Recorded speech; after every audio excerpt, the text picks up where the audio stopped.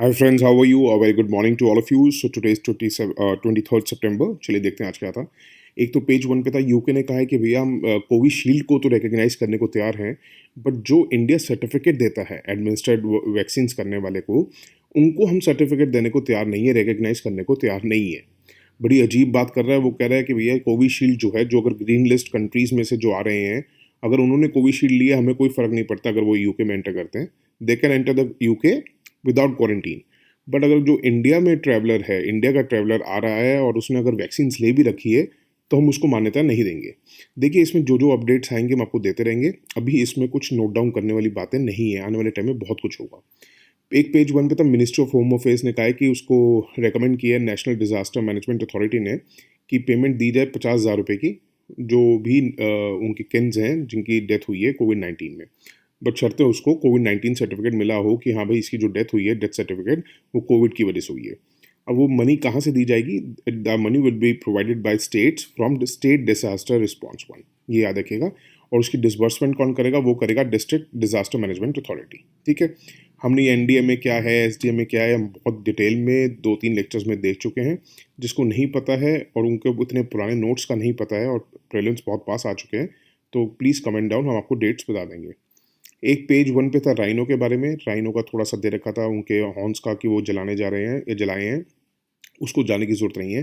राइनोज़ को 24 मार्च और 14 अप्रैल, काफ़ी कुछ आपको उसमें से सिमिलर मिलेगा, बट एक आधा पॉइंट हो सकता है जो 24 में ना हो, वो 14 अप्रैल में हो। तो प्लीज़ अच्छी तरह नोट डाउन करना। एक एडिटोरियल पे आपने देखा होगा जुडिशियल अपॉइंटमेंट्स का। इसके लिए कुछ ज़्यादा पढ़ने की ज़रूरत नहीं, ऐसा कुछ वो नहीं था।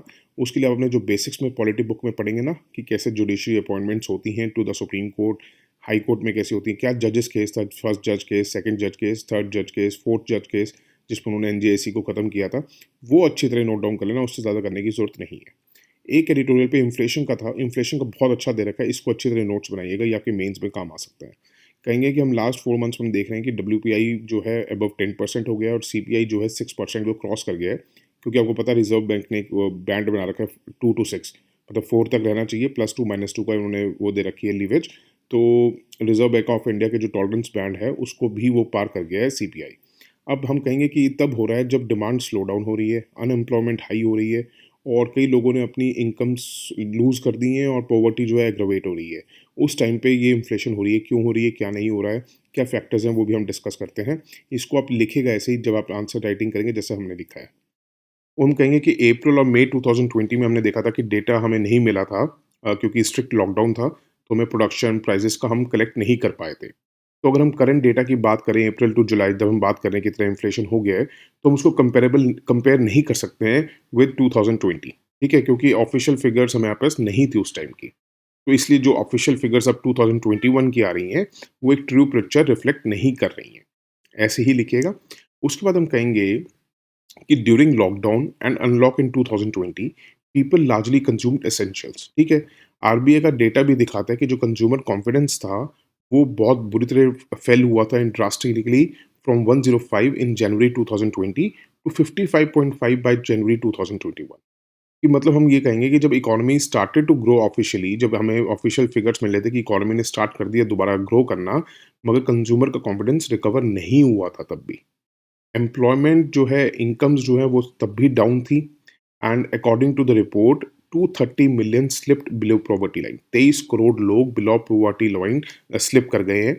तो ये यही दिखाता है कि कंजम्पशन बास्केट है ना, for different sections of population, मतलब जो गरीब है, अमीर है, जो मिडिल क्लास है, उनकी कंजम्पशन बास्केट चेंज हो चुकी है। कंजम्पशन पैटर्न जो है, अगर हम बात करें अमीरों का, तो वो बहुत ज़्यादा नहीं, बहुत कम चेंज हुआ होगा। बट जो पुअर और मिडिल क्लास है, specially those who have lost jobs और जिन्होंने अपनी इनकम खो दी है, उनको अपनी कंजम्पशन में बहुत कुछ कट्स करने पड़े हैं। तो कंजम्पशन पैटर्न अगर हम देखा जाए, तो ये लॉकडाउन के बाद या कोविड के बाद बहुत ज़्यादा उसमें चेंजेस आए हैं। अगर हम इन्फ्लेशन की बात करें, तो हम कहते हैं कि इन्फ्लेशन में अंडर रिप्रेजेंट किया जाता है सर्विसेज को। याद रखिएगा, जो अगर हम वैसे जीडीपी की बात करें, तो सर्विसेज कंट्रीब्यूट करती हैं 55%, बट उनको रिप्रेजेंट नहीं किया गया है डब्ल्यूपीआई में। अगर सीपीआई की बात भी करें, तो 40% वेटेज दी जाती है। हम जानते हैं हेल्थ कॉस्ट जो है शॉर्ट अप हुई थी ड्यूरिंग द पेंडेमिक, बहुत ज़्यादा खर्चे आए थे। बट क्या वो इन्फ्लेशन फिगर्स में कैप्चर किया गया है? क्या मतलब रियल पिक्चर दिखा रही है इन्फ्लेशन? एजुकेशन कॉस्ट हम देख रहे हैं कि बहुत ज़्यादा, क्योंकि हमें एजुकेशन के लिए मोबाइल फ़ोन्स की रिक्वायरमेंट थी, लैपटॉप्स की रिक्वायरमेंट थी, वाई-फाई की रिक्वायरमेंट थी। तो वो इन सर्विसेज़ को इंक्लूड किया जा रहा है या नहीं किया जा रहा है इन्फ्लेशन के फिगर्स में? ईटिंग आउट एंड ट्रैवल, इन सबको बल्कि अब फैक्टर आउट करना चाहिए, जो इन्फ्लेशन फिगर्स को दिखा रहे हैं हम लोग। तो हमें सबसे ज़्यादा इस टाइम जो ज़रूरी है, हमें वेटेज की जो सीपीआई शो करता है, उसको हमें चेंज करना पड़ेगा, और जो हमारा इन्फ्लेशन की हम जो फिगर्स दिखाते हैं, उसको हमें रिकैलकुलेट करना पड़ेगा, but this has not been done. हम कहेंगे कि लॉकडाउन्स में कईयों की वेजेस चली गई, कईयों की वेजेस डिक्लाइन हुई, चाहे वो अनऑर्गेनाइज्ड सेक्टर की बात करें, चाहे ऑर्गेनाइज्ड सेक्टर की बात करें, और इस चीज़ ने फैमिली बजट को बहुत ज़्यादा इम्पैक्ट किया है। कॉन्सिक्वेंटली क्या हुआ है उसकी वजह से कि डिमांड डिक्लाइन हुई है, सिर्फ नॉन एसेंशियल्स की नहीं, इवन फॉर द एसेंशियल्स। और ये एक विशियस साइकिल बन गई है, जिसमें हमें मतलब ये लगा के चलो चक्रव्यूह बन गया है एक, जिसने इकोनॉमी रिकवरी को भी स्लो डाउन किया है और एम्प्लॉयमेंट जनरेशन को भी स्लो डाउन करा है। इससे क्या हुआ है कि गवर्नमेंट के रेवेन्यू अफेक्ट हुए हैं, इम्पैक्ट हुआ है, और इस वजह से क्या होगा, इंक्रीज होगा बजटरी डेफिसिट। फिर भी हम कहेंगे इन्फ्लेशन क्यों हो रही है? फैक्टर्स कौन-कौन से हैं जो इन्फ्लेशन कर रहे हैं? वो है, एक तो गवर्नमेंट ने टैक्सेशन बढ़ा दिया है एनर्जी के ऊपर, ताकि वो अपने रिसोर्सेज़, फाइनेंशियल रिसोर्सेज़ बढ़ा सके। अब उसमें हम कहेंगे कि जो एनर्जी है वो हर प्रोडक्शन में यूज़ होती है। तो उस वजह से क्या हुआ है कि prices of all the goods and services it is tend to rise, हैं? उसकी वजह से इन्फ्लेशन बढ़ रहा है। और सबसे बड़ी बात ये है कि एक ये इनडायरेक्ट टैक्स है, इनडायरेक्ट टैक्स होने की वजह से इट इज़ रिग्रेसिव। देखिए क्या होता है कि जो डायरेक्ट टैक्स होता है ना, वो प्रोग्रेसिव होता है, क्योंकि वो उन पे लगता है जो अमीर है। अब ये है इनडायरेक्ट टैक्स, ये रिग्रेसिव है।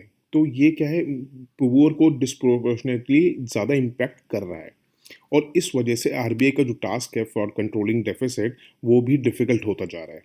हम कहेंगे लॉकडाउन ने सबसे बड़ी बात क्या की थी कि डिसरप्ट कर दी थी सप्लाईज़। उस वजह से क्या शॉर्टेजेस हो गई थी और प्राइस राइज़ हुआ था, ये भी एक वजह है। हमने देखा था मेडिसिन्स की, मेडिकल इक्विपमेंट्स की जो प्राइस हैं वो बहुत ज़्यादा ड्रामेटिकली राइज़ हो गए थे। Prices of items of day to day consumption वो भी राइज़ हो गई थी। फ्रूट्स एंड वेजिटेबल्स हमने देखा था कि ये मार्केट में नहीं पहुंच पा रहे थे अर्बन मार्केट में, उस वजह से अर्बन मार्केट में इसके जो प्राइस हैं वो शार्पली इंक्रीज़ हुए थे, बट इनके प्राइस जो रूरल एरियाज़ में हैं वो कोलैप्स हो गए थे। हम देखेंगे कि बिग बिज़नेसेस जो हैं उन्होंने अपने प्राइस इंक्रीज़ कर दिए थे, मगर जबकि उनका जो कॉम्पिटिशन है फ्रॉम अनऑर्गेनाइज़ सेक्टर, वो पता है कि ऑर्गेनाइज़ सेक्टर जो बड़े-बड़े बिज़नेस हाउसेस हैं, उनको बहुत कॉम्पिटिशन रहता है ऑर्गेनाइज़ सेक्टर से, और अनऑर्गेनाइज़ सेक्टर जो है बड़ा सस्ते दाम में भी दे देते हैं। तो उनके साथ कॉम्पिटिशन इनका कम हो गया था, क्योंकि अनऑर्गेनाइज़ सेक्टर सब बंद हुए हुए थे, तब भी बिग बिज़नेसेस ने जो है रेज़ करे हैं अपने प्राइसेज़ को। और उनको in spite of lower wage bill, क्योंकि आपको पता है कि कईयों की नौकरी चली गई थी बड़े-बड़े बिज़नेस हाउसेस में से भी, या उन्होंने कटौती कर दी थी उनको वेज देने में, तब भी उन्होंने प्राइसेज़ बढ़ाए। तो इसका सीधा-सीधा ये दिखता है कि शार्प राइज़ हुए हैं profits of the corporate sector. अगर हम इंटरनेशनल बात करें तो इंटरनेशनल फैक्टर्स ने भी प्राइस को अफेक्ट किया है। कैसे किया है? क्योंकि आपको पता है कि मोस्ट मेजर इकोनॉमीज़ जो है रिकवर कर रही थी, बट डिमांड ऑफ इनपुट्स उनके ऊपर बढ़ गए थे, क्योंकि लोग कह रहे थे हमें ये माल चाहिए, हमें ये सामान चाहिए इंपोर्ट करने के लिए, बट सप्लाईज़ जो हैं वो डिस्टर्बटेड रही। अगर हम एग्ज़ाम्पल दें, ताकि हम जैसे सकते हैं चिप्स का फॉर ऑटोमोबाइल्स, तो कमोडिटी और जो इनपुट प्राइसेस हैं वो राइज़ हुए। जैसे हमने देखा था, like in case of metals हमने देखा था कि कमोडिटी प्राइसेस, इनपुट प्राइसेस बढ़ गए थे।